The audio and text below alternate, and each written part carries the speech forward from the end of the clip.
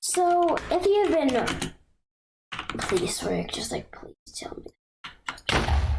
That works, thank goodness.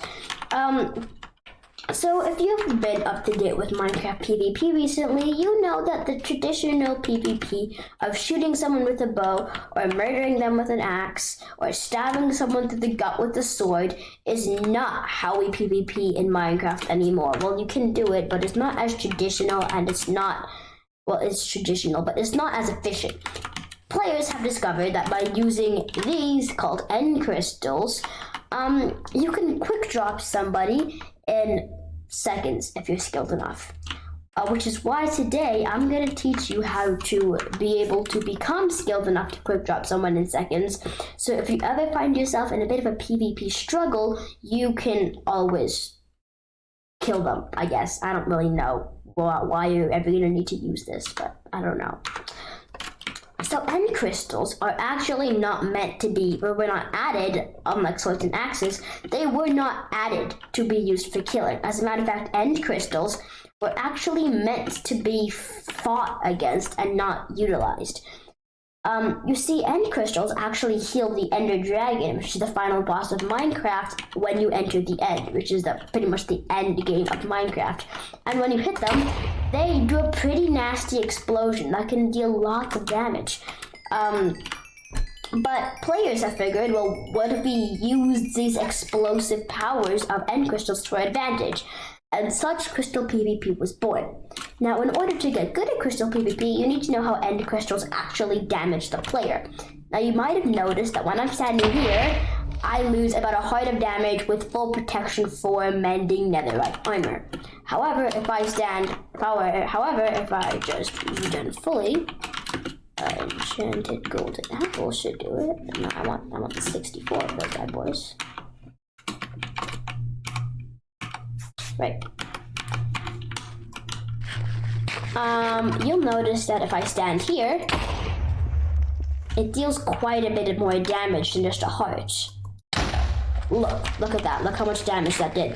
And that's because end crystals actually do more damage if you're on the same level as them. So if I am like here, as you can see, my body is on the same level as the end crystal, which makes it do tons and tons of damage. However, if I'm, let's just say here, sorry, it's really hard to play it in person. My body is not. As a matter of fact, the tip of my head is, which makes it do little to no damage. And that's exactly why if you're running in a hustle, you would jump down a block, place your obsidian, and start spam breaking and placing end crystals, which to your opponent would do tons and tons of damage, as you can see. Now, end crystals might notice that there's a piece of obsidian here. Why is there obsidian? Well, because in case you don't know, as you can see, I'm right-clicking. I actually can't place it. Obsidian and bedrock, I'm pretty sure obsidian and bedrock are the only two blocks you can actually place end crystals on. So you don't just need to have end crystals on you. You need to have end crystals and obsidian. So I just thought I'd point that out.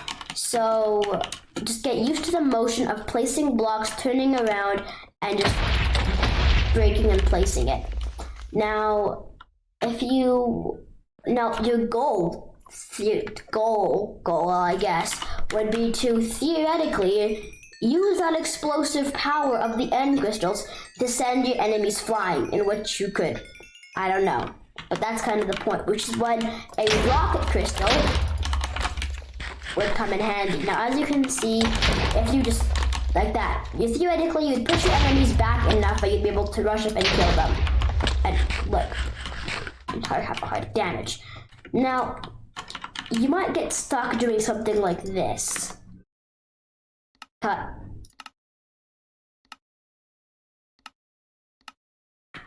And action. You might get stuck doing something like this.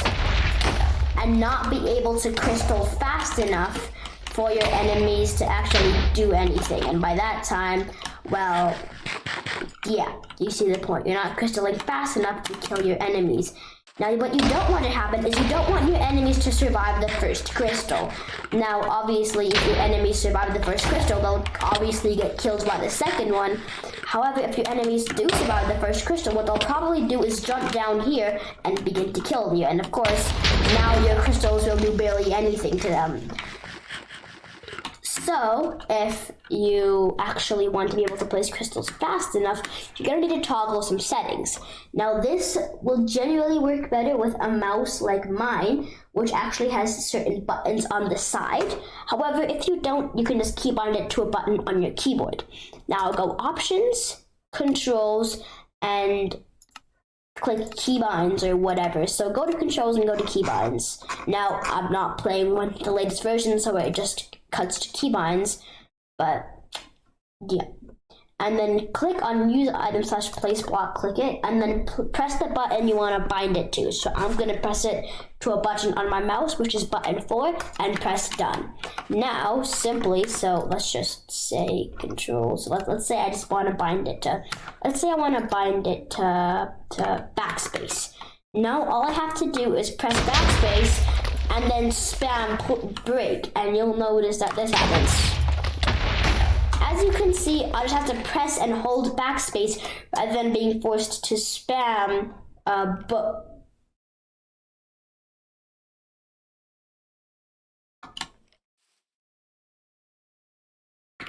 Sorry, hold on, music and sounds. Hostile creatures to off. While I'm having to press to press both right click and left click, you can only just press one thing. So I'm gonna keybind it to button 4, which is my preferred button, and boom. Look. So let me just /give @s Minecraft and crystal 60. And look, now say I'm running away. Oh no, I need. Now this will change everything, so you can't use right click to place blocks anymore. You do have to use your new button. But as long as you can get used to this change, it'll make your life so much easier. So instead of having to do this, oops. So, sorry, cut the last bit out. So instead of having to do this, sorry. So instead of needing to do this, in order to kill my enemies, I can actually just bind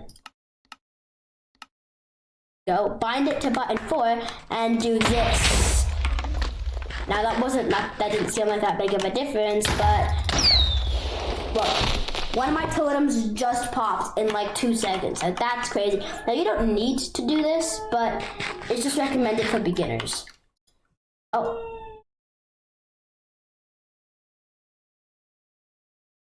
Oh, yeah, look, see, my armor's gone. Another big thing that went.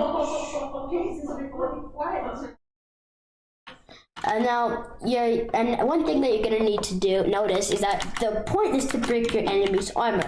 Because if you break your enemy's armor, you'll notice that they will die much, much faster. Look, I'm popping totems, and now, as you can see, there you go, that's my last totem, and now I'm officially dead. And you've won. So, while that isn't a full comprehensive guide to end crystals, it is personally the things that you can improve on and you can work on, and just, yeah, continue that motion. If you have any questions or concerns, let me know in the comments down below, and yeah, I'll see you all later. Bye!